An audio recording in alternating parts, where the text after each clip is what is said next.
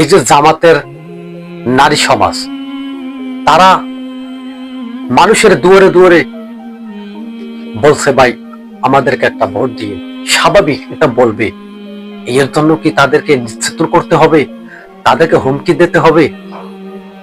আর যারা যারা বলছে যে ইসলাম ক্ষমতা আসলে নারীরা নিরাপত্তাহীন ভুগবে, তাদেরকে বলবো আপনার দল ক্ষমতায় আসলে কি হবে? তবে কি বাংলাদেশ কি শান্ত হয়ে যাবে? মানুষ কি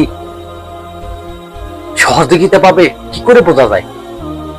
যেখানে ইসলাম বলছে ইসলামের দাওয়াত দিন, ইসলামের দাওয়াত দিয়ে আপনি দরকার হয় শাহাদত বরণ করেন, তারপর আপনি ইসলামের দাওয়াত দিয়ে যান। তাদেরকে কিন্তু এক প্রকারে হত্যা করা হয়েছে। কিভাবে? এই যে দেখুন, ইসলামের যত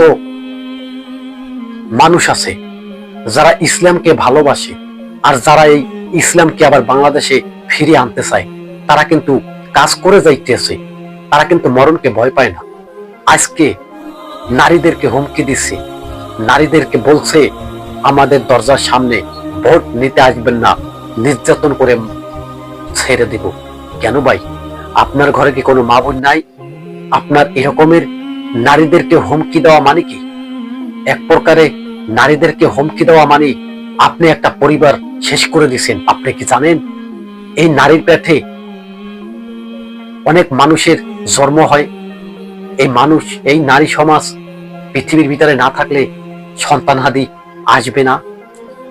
সেই নারীদেরকে হুমকি দিচ্ছে যে তাদেরকে ধরে ধরে নির্যাতন করতে হবে। আরে আল্লাহ তাআলা যদি, ইসলাম যদি এই বাংলার জমিনে যদি কায়েম করে, আপনার কি বাপ দাদার ক্ষমতা আছে এই ইসলামকে আপনি দাবিয়ে রাখবেন? কোন ইতিহাস ঘেটে দেখুন, ইতিহাসের ভিতরে আছে, ইতিহাসের ভিতরে এটাই আছে, যারা যারা ইসলামকে ধ্বংস করতে চাইছে তারা নিজেরাই ধ্বংস হয়ে গেছে। এটি হলো বাস্তবতা। আজকে যারা যারা ইসলামের বিরোধিতা করছেন তাদেরকে বলি সাবধান হয়ে যান, সাবধান হয়ে যান। কোরআনের ভিতরে কিন্তু আছে ইসলামিক শাসন, ইসলামিক শাসন কোরআনের ভিতরে আছে। হুজুর মাওলানারা পাইছে, জিজ্ঞাসা করতে পারেন ভাই কোথায় আছে, খোঁজ নিয়ে দেখুন। আপনি যদি আরবি পড়তে না পারেন, একজন আলেমদের সাথে কথা বলুন যে আসলে কি সত্য, ইসলাম কি কোরআনের ভিতরে আছে?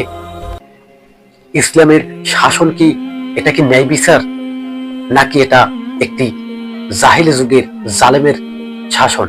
না, ইসলাম আপনাকে এটা শিক্ষা দেয় নাই।